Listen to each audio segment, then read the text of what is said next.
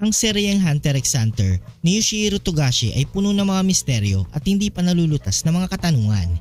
Isa na rito ang pagkakakilanlan ng ina ni Gon Freaks. Habang kilala natin si Jing Freaks bilang ama ni Gon at si Tia Mito tagapag-alaga niya, nananatiling palaisipan kung sino nga ba ang tunay na ina ni Gon. Ang teorya na ito ay magbibigay liwanag sa posibilidad na nakilala ni Jing ang ina ni Gon sa Dark Continent at kung bakit nila ito inilihim kay Gon. Ayon sa ilang mga paiwatig sa serye, tila may dahilan kung bakit hindi ipinakilala ni Jing ang ina ni Gon sa anak niya. Sa teoryang ito ay pinapalagay natin na nakilala ni Jing ang ina ni Gon sa isang ekspedisyon sa Dark Continent. Ang Dark Continent ay kilala sa pagiging mapanganib at puno ng mga nilalang na hindi pa nalalaman ng mundo. Maaring ang ina ni Gon ay isa sa mga taga roon, isang nilalang o isang tao na nagtataglay ng kakaibang kapangyarihan o kasaysayan. Ngunit bakit nga ba inilihim ni Jing Freaks ito kay Gon?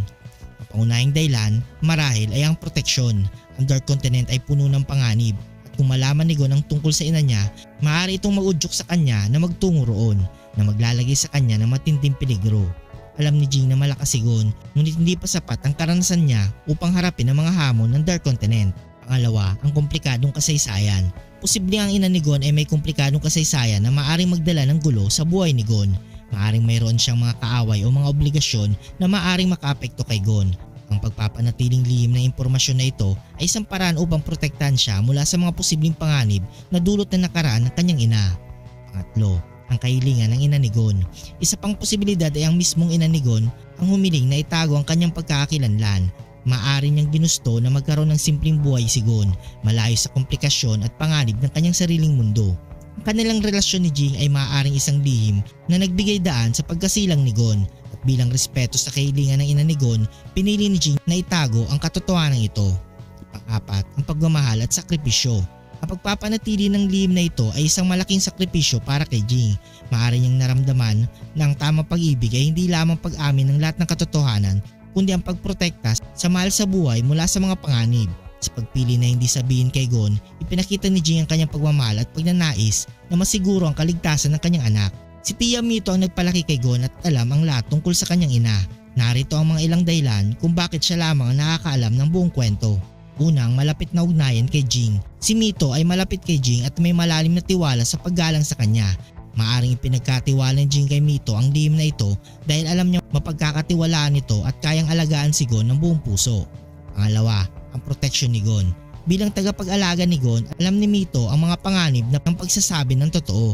Naunawaan niya ang posibleng epekto nito kay Gon at bilang isang mapagmahal na tiyahin, gagawin niya ang lahat para maprotektahan ang kanyang pamangkin. Pangatlo, pag-ako ng responsibilidad. Bilang tanging nakakaalam ng buong kwento, inako ni Mito ang responsibilidad na protektahan si Gon mula sa katotohanan na maaaring makasama sa kanya. Pag-aalaga niya kay Gon ay hindi lamang dahil sa pagtanaw ng utang na loob kay Jing kundi dahil sa kanyang tunay na pagmamahal sa bata. Pang-apat, ang pagbibigyan ng normal na buhay. Sa kabila ng mga misteryo, sinikap ni Mito na bigyan si Gon ng normal na buhay sa Whale Island.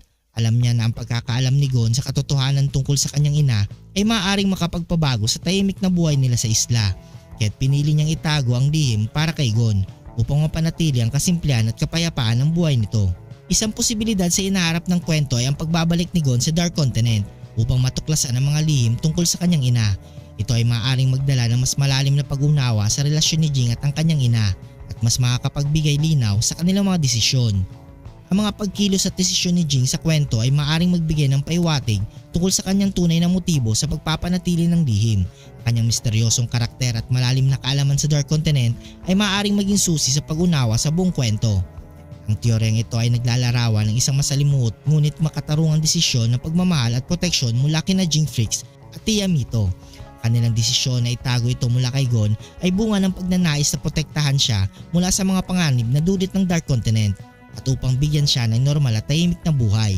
Si Tia Mito bilang tagapag-alaga ni Gon ay nagpakita ng matinding pagmamahal at dedikasyon sa pagpapanatili ng lihim na ito. Sa kabila ng mga misteryo, ang pagmamahal at proteksyon ni Jing at Mito ang naging gabay at inspirasyon ni Gon sa kanyang paglalakbay bilang isang hunter.